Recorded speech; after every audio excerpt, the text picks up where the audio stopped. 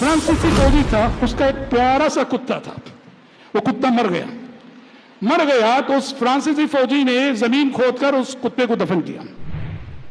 دفن کر کے مرنے کے بعد اس کتے کے حق میں اشعار لکھے کچھ، اس نے مرثیہ لکھا جاتا نا مرنے کے بعد، پوئٹری جو لکھی جاتی ہے جس میں کسی بھی مرے ہوئے شخص کے سلسلے میں اپنے احساسات بیان کیے جاتے ہیں.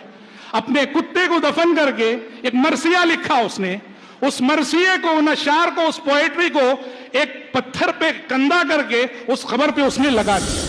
ٹھیک، بعد میں یہ ہوا کہ فرانس کو موراکو سے نکلنا پڑا، تو جتنے فرانسیسی فوجی تھے نکل گئے. سالوں بعد اس فوجی کا جس کا کتا مرا تھا کسی کام سے موراکو ہوا، اس کا خیال ہوا کہ وہ جو میرا محبوب کتا ہے ذرا اس کی قبر دیکھ لیتے ہیں. اس ایریے میں گیا تو ایریا پہچانا نہیں دے رہا. کیوں؟ کہا کہ وہ کھلا میدان تھا، لیکن کیا دیکھ رہا ہے؟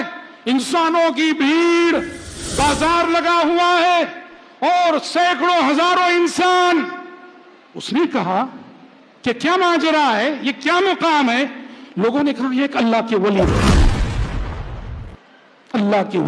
ہیں، اللہ کے ولی کی مزار ہے یہاں.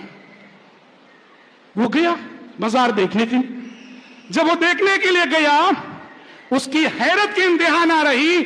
اس نے اپنے کتے کے حق میں جو اشعار لکھے تھے، جو کندہ کر کے پتھر پہ لگائے تھے، وہ پتھر جوں کا تو موجود ہے. اس نے موراکو گورنمنٹ سے کہا کہ جس کو یہ لوگ اللہ کا ولی سمجھ کے مزار بنائے ہوئے، یہ میرے کتے کی خبر ہے. اور اس نے پروف دیے اس نے. کہتے ہیں موراکو گورنمنٹ اس کے کہنے پر اس نے کھدائی کی، کتے کی ہڈیاں نکلی وہاں سے. اور یہ واقعہ میں آپ کو ریفرنس بھی دیتا ہوں، دکتور فؤاد ہاشم الأجہوری، ان کی ایک کتاب ہے من هو اللہ. دکتور فؤاد ہاشم الأجہوری کی کتاب من هو اللہ، اس کتاب میں انہوں نے تقی الدین ہلالی رحم اللہ کے حوالے سے یہ واقعہ نقل کیا ہے.